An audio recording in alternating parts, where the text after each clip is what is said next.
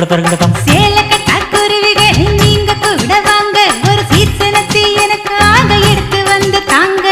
வந்தா மாட்டக்க வந்தா பாப்பட்டி நான் ஒரு சாமா குத்தி கிடும் தீப்பட்டி